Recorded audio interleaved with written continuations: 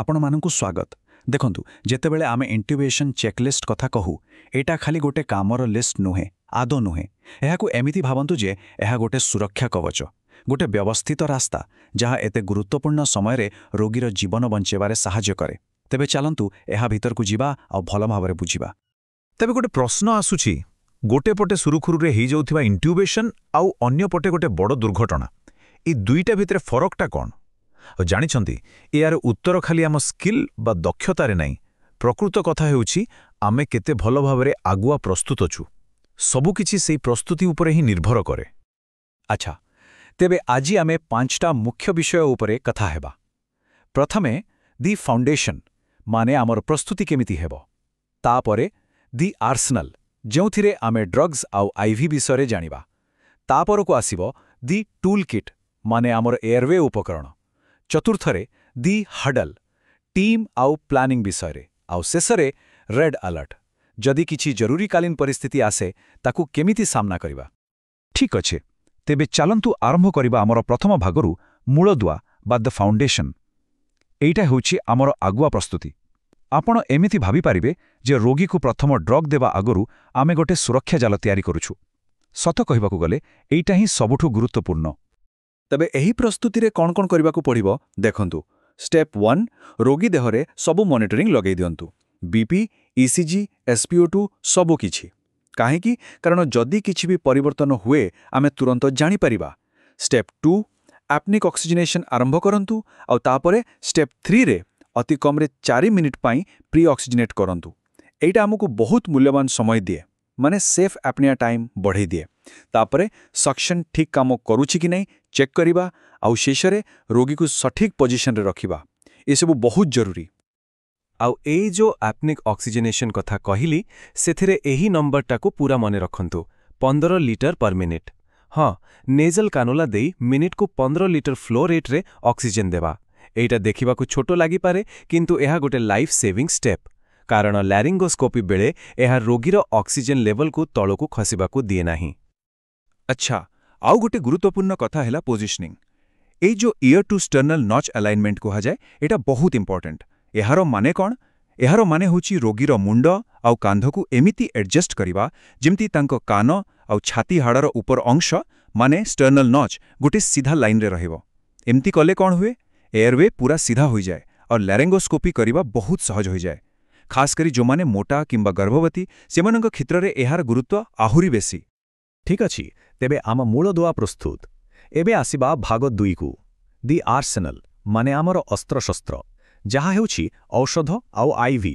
ଏଠି ଆମେ ଦେଖିବା କେମିତି ଆମେ ଆଇଭି ଲାଇନ୍ ଆଉ ଔଷଧକୁ ପୁରା ରେଡି ରଖିବା। ମନେ ରଖିବେ, ଏଥିରେ ଟିକେ ବି ଡେରି କିମ୍ବା ଭୁଲ ହେଲେ ପରିସ୍ଥିତି ପୁରା ବିଗିଡ଼ି ଯାଇପାରେ। ତେବେ ଏହି ଔଷଧ ପ୍ରସ୍ତୁତି ଚେକଲିଷ୍ଟରେ କ'ଣ ସବୁ ଅଛି? ପ୍ରଥମ କଥା, ଅତି କମ୍ରେ ଗୋଟିଏ ବଡ଼ ଆଇଭି ଲାଇନ୍ ଚାଲୁଥିବା ଦରକାର। ଭ୍ୟାସୋପ୍ରେସର ଇନଫ୍ୟୁଜନ୍ କିମ୍ବା ପୁsh ଡୋଜ୍ ପୁରା ରେଡି ଥିବ। ଇଣ୍ଡକ୍ସନ୍ ଏଜେଣ୍ଟ ଆଉ ନ୍ୟୁରୋମସ୍କୁଲାର ବ୍ଲକର, ଦୁଇଟା ଯାକ ଡ୍ର କରାଯାଇ, ଚେକ୍ କରାଯାଇ ଆଉ ଠିକ୍ ଭାବରେ ଲେବଲ୍ କରାଯାଇଥିବା ଦରକାର। ଆଉ ଗୋଟେ କଥା ଭୁଲିବେନି, ଇଣ୍ଟ୍ୟୁବେସନ୍ ପରେ ଦେବାକୁ ଥିବା ସେଡେସନ୍ ଆଉ ଆନାଲାଇଜେସିଆ ବି ପାଖରେ ରେଡି ରଖିବାକୁ ପଡ଼ିବ। ଏଇ କଥାଟାକୁ ପୁରା ମନ ଭିତରେ ରଖିଦିଅନ୍ତୁ।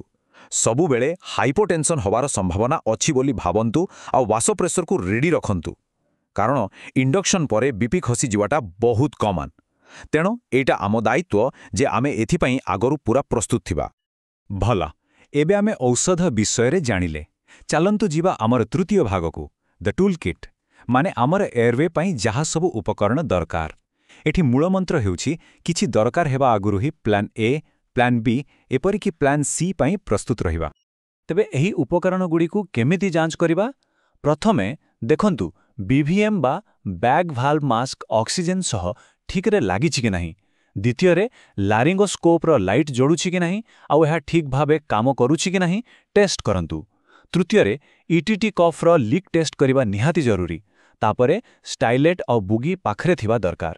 ଆଉ ଶେଷରେ ଭେଣ୍ଟିଲେଟରକୁ ଆଗରୁ ହିଁ ସେଟ୍ କରି ଚେକ୍ କରିନେବା ଉଚିତ। ଏହି ସବୁ ଛୋଟ ଛୋଟ ଯାଞ୍ଚ ଆମକୁ ଫର୍ଷ୍ଟ ପାସ୍ ସକ୍ସେସ୍ ଦେବାରେ ବହୁତ ସାହାଯ୍ୟ କରେ।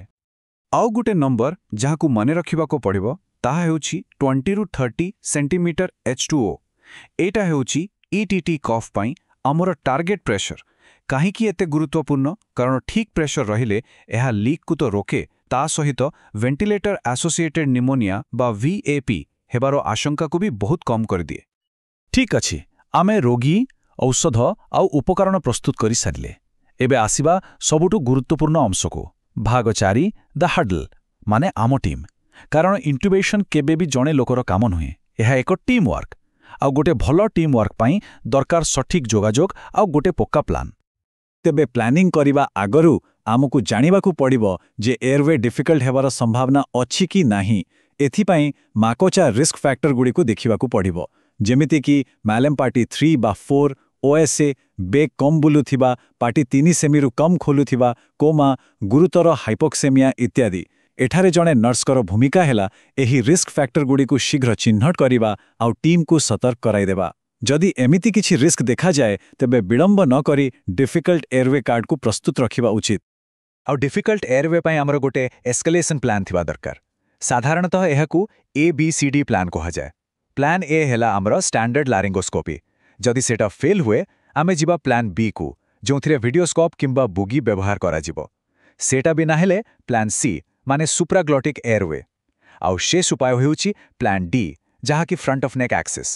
ଏହି ପୁରା ପ୍ଲାନ୍ ବିଷୟରେ ଟିମ୍ ଭିତରେ ଆଗ୍ରହ ଆଲୋଚନା ହୋଇଥିଲେ ସଙ୍କଟ ସମୟରେ କେହି ଦ୍ୱନ୍ଦ୍ୱରେ ପଡ଼ନ୍ତିନି ଆଉ ତୁରନ୍ତ ପରବର୍ତ୍ତୀ ପଦକ୍ଷେପ ନିଆଯାଇପାରେ। ତେବେ ସବୁ ପ୍ରସ୍ତୁତି ସରିଛି, ଟିମ୍ ବି ରେଡି, କିନ୍ତୁ ଯଦି କିଛି ଗଡ଼ବଡ଼ ହୁଏ, ସେଇଠି ଆସେ ଆମର ପଞ୍ଚମ ଏବଂ ଶେଷ ଭାଗ, ରେଡ୍ ଆଲର୍ଟ। ମାନେ ସଙ୍କଟ ସମୟରେ ଆମେ କ'ଣ କରିବା? ଏଇଟା ହେଉଛି ସେହି ମୁହୂର୍ତ୍ତ ଯେତେବେଳେ ଜୀବନ ମରଣର ପ୍ରଶ୍ନ ଆସେ ଆଉ ଆମକୁ ତୁରନ୍ତ କିଛି କରିବାକୁ ପଡ଼ିବ। ଆଉ ଏହି ସମୟରେ ଗୋଟେ ନିୟମକୁ କେବେ ବି ଭୁଲିବେନି। ଯଦି ରୋଗୀର SpO2 80% ତଳକୁ ଖସିଯାଏ, ତାହେଲେ ଇଏ ହେଉଛି ଗୋଟେ ହାର୍ଡ ଷ୍ଟପ୍, ମାନେ ସେଇଠି ଇଣ୍ଟୁବେସନ୍ କରିବାରେ ଚେଷ୍ଟାକୁ ତୁରନ୍ତ ବନ୍ଦ କରିବାକୁ ପଡ଼ିବ। ଆଉ BVM ସାହାଯ୍ୟରେ ରୋଗୀକୁ ପୁଣି ଥରେ ଅକ୍ସିଜେନ ଦେବାକୁ ପଡ଼ିବ, କାରଣ ରୋଗୀର ସୁରକ୍ଷା ହିଁ ସବୁଠୁ ଉପରେ। ଠିକ୍ ଅଛି, ଟ୍ୟୁବ୍ ତ ପକେଇ ଦିଆଗଲା, କିନ୍ତୁ ଏହା ଠିକ୍ ଜାଗାରେ ଅଛି ତ? ଏଇଟା ନିଶ୍ଚିତ କରିବା ବହୁତ ବଡ଼ କଥା। ଦେଖନ୍ତୁ, ଯଦି ଟ୍ୟୁବ୍ ଠିକ୍ ଜାଗାରେ ଅଛି, ତେବେ ଆପଣଙ୍କର EtCO2 ୱେଭଫର୍ମ ଦେଖାଯିବ। 2 ଫୁସ୍ଫୁସ୍ରୁ ବାୟୁ ପ୍ରବେଶର ଶବ୍ଦ ଶୁଣାଯିବ ଆଉ SpO2 ଧୀରେ ଧୀରେ ବଢ଼ିବ। କିନ୍ତୁ ଯଦି ଟ୍ୟୁବ୍ ଭୁଲରେ ଖାଦ୍ୟନଳୀରେ ପଶିଯାଇଛି, ତେବେ EtCO2 ଆଦୌ ଆସିବନି। ମନେ ରଖିବେ, ଏଣ୍ଡ ଟାଇଡଲ୍ କ୍ୟାପ୍ନୋଗ୍ରାଫି ହିଁ ଏହାର ଗୋଲ୍ଡ ଷ୍ଟାଣ୍ଡାର୍ଡ। ଆଉ ଏହି ସମୟରେ ଆମକୁ କିଛି ବଡ଼ ବିପଦ ପ୍ରତି ବି ସଜାଗ ରହିବାକୁ ପଡ଼ିବ, ଯେମିତିକି ଗୁରୁତର ହାଇପୋକ୍ସିମିଆ, ହେମୋଡାଇନାମିକ୍ କୋଲାପ୍ସ ବା BP ପୁରା ଖସିଯିବା, କାର୍ଡିଆକ୍ ଆରେଷ୍ଟ କିମ୍ବା ଇସୋଫେଜିଆଲ୍ ଇଣ୍ଟ୍ୟୁବେସନ୍। ଆଉ ଏମିତି କିଛି ହେଲେ ଆମର ଫର୍ଷ୍ଟ ଲାଇନ୍ ଆକ୍ସନ୍ କ'ଣ ହେବ, ଯେମିତି ଭାସୋପ୍ରେସର ଦେବା କିମ୍ବା CPR ଆରମ୍ଭ କରିବା, ସେସବୁ ପାଇଁ ଆମେ ମାନସିକ ସ୍ତରରେ ପ୍ରସ୍ତୁତ ରହିବା ଦରକାର। ଆଉ ମନେ ରଖିବେ, ଟ୍ୟୁବ୍ର ସ୍ଥାନ କନଫର୍ମ ହେଇଗଲା ମାନେ କାମ ସରିଗଲା ନୁହେଁ, ବରଂ ଏହାପରେ ଆଉ ଗୋଟେ ଗୁରୁତ୍ୱପୂର୍ଣ୍ଣ କାମ ଆରମ୍ଭ ହୁଏ। ତାହା ହେଉଛି VAP ପ୍ରିଭେନ୍ସନ୍ ବଣ୍ଡଲ, ଯେମିତିକି ରୋଗୀର ମୁଣ୍ଡକୁ ଟିକେ ଉପରକୁ ରଖିବା, ଓରାଲ୍ କେୟାର କରିବା ଆଉ କଫ୍ ପ୍ରେସରକୁ ଠିକ୍ ଭାବରେ ମେଣ୍ଟେନ୍ କରିବା। ତେବେ ଶେଷରେ ଏହି କଥାଟିକୁ ପୁଣି ଥରେ ମନେ ପକାଇ ଦେଉଛି, ଚେକ୍ଲିଷ୍ଟ କ'ଣ? ଏହା ଖାଲି ଟିକ୍ ମାରିବା ପାଇଁ ଗୋଟେ ଲିଷ୍ଟ ନୁହେଁ, ଏହା ଗୋଟେ ଏମିତି ଟୁଲ୍ ଯାହା ଏତେ ଚାପପୂର୍ଣ୍ଣ ସମୟରେ ଆମ ମୁଣ୍ଡ ଉପର ବୋଝ କମ୍ କରିଦିଏ। ଫଳରେ ଆମେ ଏପଟ ସେପଟ କଥାରେ ନୁହେଁ, ବରଂ ସିଧାସଳଖ ରୋଗୀ ଉପରେ ଧ୍ୟାନ କେନ୍ଦ୍ରିତ କରିପାରୁ।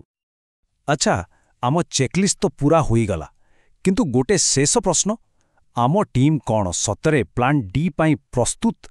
ମାନେ ଯେତେବେଳେ କୌଣସି ଉପାୟ କାମ ଦିଏନି, ସେହି ଚରମ ପରିସ୍ଥିତିକୁ ସାମ୍ନା କରିବା ପାଇଁ ଆମେ କେତେ ପ୍ରସ୍ତୁତ? ଏହା ଉପରେ ଟିକେ ଭାବିବା ନିହାତି ଦରକାର।